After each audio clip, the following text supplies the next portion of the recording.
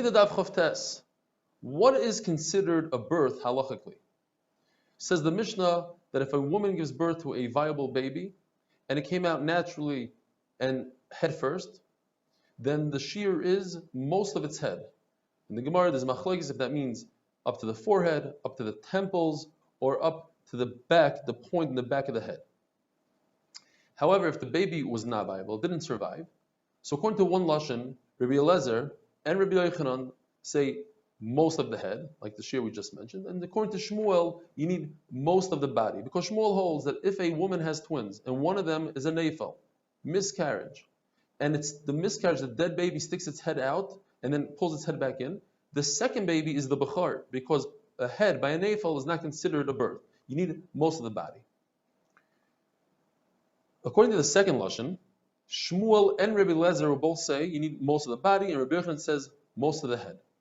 Now, if the baby comes out in pieces, according to Rabbi Eliezer and Rabbi Yossi, it's most of the body. According to Rabbi Yochanan and Tanakam and the Brisa, it's either most of the head or most of the body.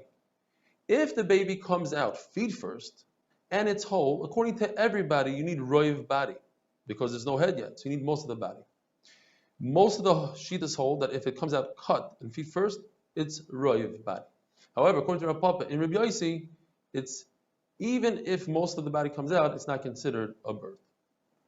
Says the Mishnah, if a woman gives birth and she has no idea what she gave birth to, if it's a zachar or an akeva, so you have to be machmir, and she sits like a zachar, like an akeva. In other words, she is tameh for 14 days, and she only receives yemei tahara up to day 40. In other words, she only receives 26 days of tahara.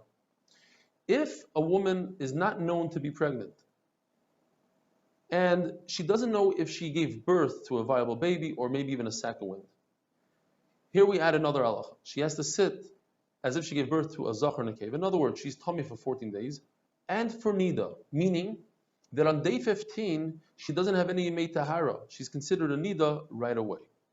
Says Rabbi Shua ben Levi that if a woman is known to be pregnant and she walks through a river and loses her baby and she doesn't know what it was, she could bring a carbon and the carbon is eaten. In other words, we assume that 100% there was a birth here, because if it's not 100%, you can't eat the carbon. It's chulun ba'azar. Why? Because there's a roiv. Most women give birth to viable babies. And that triggers an amazing sugya, the most famous sugya, I believe, in Masechtas Niddah, the sugya of Taya. But before we get there, there's one more halacha. If an animal who leaves pregnant, and there was no tinuf, meaning there was no moisture the day before the birth, and it comes back not pregnant, so yes, there's a roiv. That most animals give birth to viable babies, but in this case, the roiv is cancelled by the fact that there was no tinuf. And now, the sugya of Taya. Taya is a woman who is very confused. She doesn't know what happened to her pregnancy. Did she give birth? Did she give birth to a boy, to a girl, to nothing? Some even explain that she's not 100%. What's amazing about the sugya is that we're saying that according to Beis Shammai, this woman might have to go to the mikvah 95 times. Yes, you heard me, 95. According to Beis Hillel, 35, and according to Rabbi Yossi, once. The other halacha that's interesting in the sugya is that this woman could only be with her husband once in 80 days on day 35. Let's set up the case. The case is a woman shows up and she says, I don't know what happened to my pregnancy. I have no clue. For the first 3 weeks, she doesn't see any dam. And then thereafter, the next 10 weeks, until day 80, she sees 1 full week dam on every single day, and then a whole week, 0 dam. The following week, dam, no dam, dam, no dam.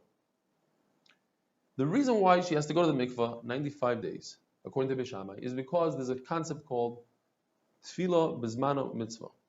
In other words, as soon as a woman can possibly go to the mikvah, she must go. It's a mitzvah for her to go. And now we're dealing with the end of a nida period, which she must go, the end of a ziva period, where she must go, the end of leida period, where she must go, and the end of tahara period, where she must go, according to Beis Shammai.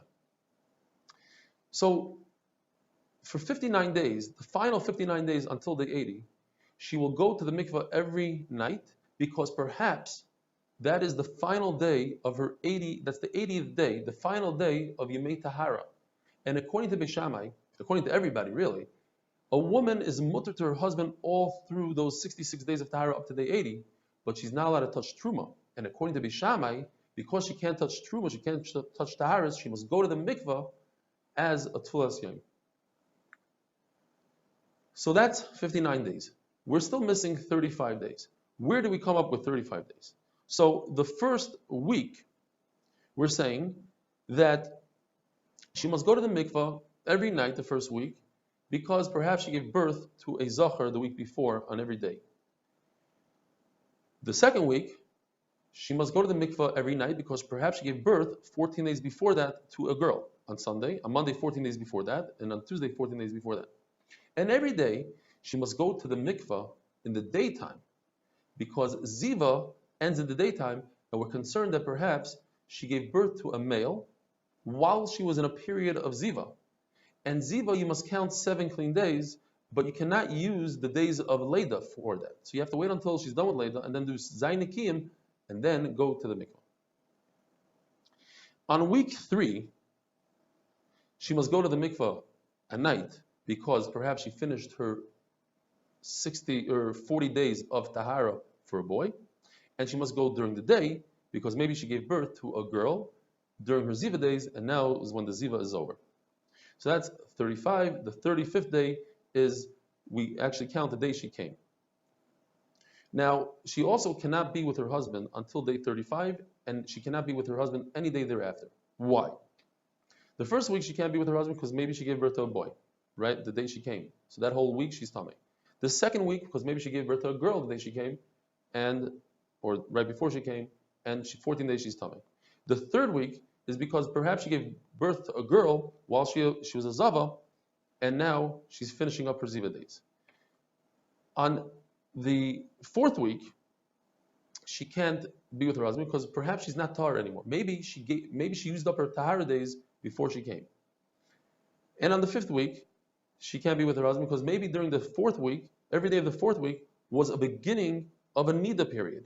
And the Niddah period lasts 7 days. So maybe she was a Niddah on the last day of the fourth week. So the whole fifth week, she can't be with her husband.